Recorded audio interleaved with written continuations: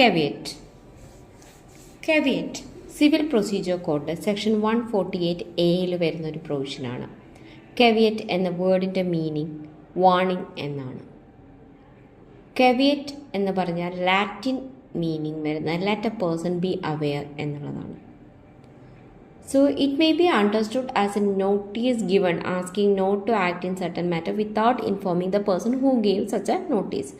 അതായത് ഒരു വ്യക്തിക്ക് നിലനിൽക്കുന്നതായ സ്യൂട്ടിലോ അല്ലെങ്കിൽ ഒരു സ്യൂട്ട് ഫയൽ ചെയ്യാൻ സാധ്യതയുണ്ട് എന്ന് തോന്നുകയാണെങ്കിൽ അവനവനെതിരെ ഒരു സ്യൂട്ട് ഫയൽ ചെയ്യാൻ സാധ്യതയുണ്ട്, അല്ലെങ്കിൽ എക്സിസ്റ്റിംഗ് സ്യൂട്ടിൽ ഏതെങ്കിലും ഒരു ആപ്ലിക്കേഷനോ മറ്റെന്തെങ്കിലും കാര്യങ്ങൾ ഫയൽ ചെയ്യാൻ പെറ്റീഷനോ ഫയൽ ചെയ്യാൻ സാധ്യതയുണ്ടെന്ന് തോന്നുകയാണെങ്കിൽ ഒരു caveat ഫയൽ ചെയ്തിട്ടാൽ ഈ വ്യക്തിയെ അറിയിക്കാതെ ഒരു ഇൻട്രീം ഓർഡറോ ഒരു എക്സ് പാർട്ടി ഡിഗ്രിയോ ഒന്നും പാസ്സാവില്ല.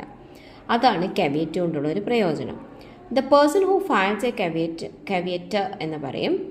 അതേപോലെ person who has instituted a suit or is likely to do so, ആരാണോ ഒരു സ്യൂട്ട് അല്ലെങ്കിൽ ഒരു ആപ്ലിക്കേഷൻ ഒരു പെറ്റീഷൻ ഫയൽ ചെയ്യാൻ സാധ്യതയുള്ളത് അവരെ നമുക്ക് caveat എന്ന് പറയാം. Person who files a caveat, അതായത് എനിക്കെതിരെ ഒരു പെറ്റീഷൻ ഒരു ആപ്ലിക്കേഷൻ ഒരു സ്യൂട്ട് വന്നാൽ ഞാൻ അറിയാതെ അത് ഫർദർ പ്രൊസീഡിങ്സിലേക്ക് പോകരുത് എന്ന് പറഞ്ഞ് ഫയൽ ചെയ്യുന്ന caveatorഉം ആർക്ക് എഗെയിൻസ്റ്റ് ആയിട്ടാണോ ഫയൽ ചെയ്യുന്നത് അവരെ caveat എന്ന് വിളിക്കാം.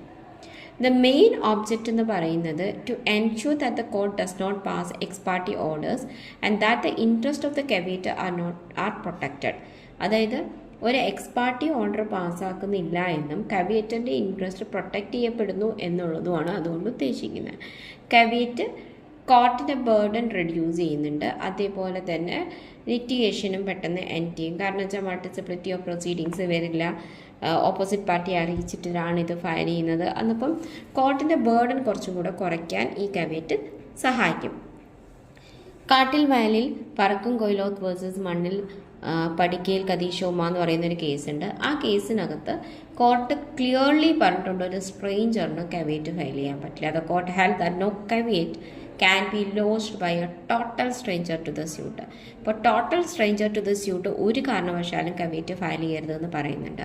അപ്പം സെക്ഷൻ 148A അനുസരിച്ച് when people apprehend that some case against them was filed or is about to be filed in any court of law in any manner, they have the right to lodge a caveat. ഏതെങ്കിലും ഒരു വ്യക്തിക്ക് തോന്നുകയാണ് എനിക്കെതിരെ ഒരു suit file ചെയ്യാൻ സാധ്യതയുണ്ട് എന്ന് തോന്നുകയാണെങ്കിൽ caveat ഫയൽ ചെയ്യാം. അപ്പോൾ caveat ഫയൽ ചെയ്യുന്ന സാഹചര്യങ്ങൾ ഏതൊക്കെയാണെന്ന് നോക്കാം. caveat may be lodged in the following situation or circumstances: during an ongoing suit or litigation and in that application is already been made or is expected to be made. അതായത് ഒരു suit നടക്കുന്നു അല്ലെങ്കിൽ ഒരു litigation, അതിൽ ഈ പറയുന്നത് പോലെ ഒരു ആപ്ലിക്കേഷൻ ഫയൽ ചെയ്യാൻ സാധ്യതയുണ്ട്. അപ്പോൾ ഓൾറെഡി ഫയൽഡ് സ്യൂട്ടിൽ caveat പോസിബിൾ ആണ്.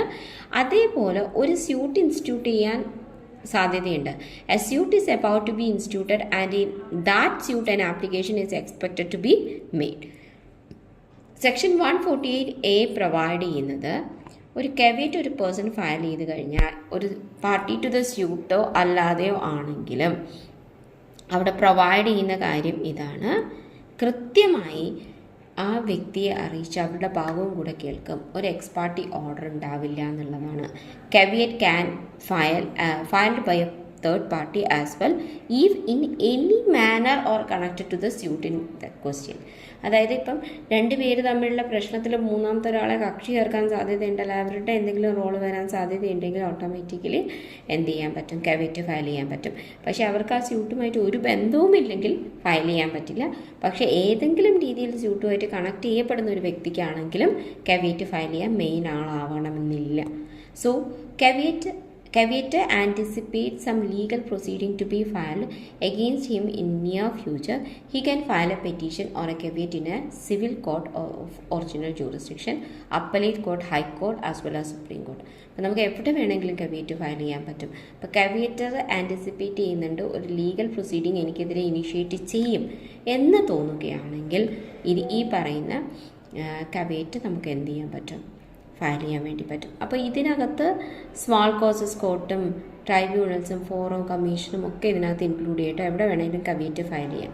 അപ്പോൾ caveat ഫയൽ ചെയ്യുന്നതുകൊണ്ടുള്ളൊരു ഗുണം എന്താ വെച്ചാൽ നമ്മളറിയാതെ നമുക്കെതിരെ ആരും ഒരു സ്യൂട്ട്, അപ്പീല്, ആപ്ലിക്കേഷൻ ഇങ്ങനെയുള്ള സംഭവങ്ങളൊന്നും ഫയൽ ചെയ്യില്ല. അതിനുള്ള ഒരു റെമഡി, ഒരു പ്രൊവിഷനാണെന്ന് നമുക്ക് പറയാം ഈ കാവിയേറ്റ് എന്ന് പറയുന്നത്. കാവിയേറ്റിൻ്റെ ഒരു വാലിഡിറ്റി പീരീഡ് എന്ന് പറയുന്നത് 90 ഡേയ്സ് ആണ് കേട്ടോ. കാവിയേറ്റ് ഫയൽ ചെയ്ത് 90 ഡേയ്സ് ആണ്.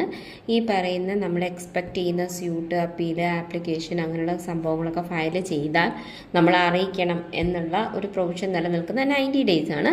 ഈ 90 ഡേയ്സ് കഴിഞ്ഞ് കഴിഞ്ഞാൽ നമുക്ക് വീണ്ടും അതിനെ റിന്യൂ ചെയ്യാം ബൈ ഫയലിംഗ് എ ഫ്രഷ് കാവിയേറ്റ്. അതിനുള്ള പ്രൊവിഷനും കൂടിയുണ്ട്.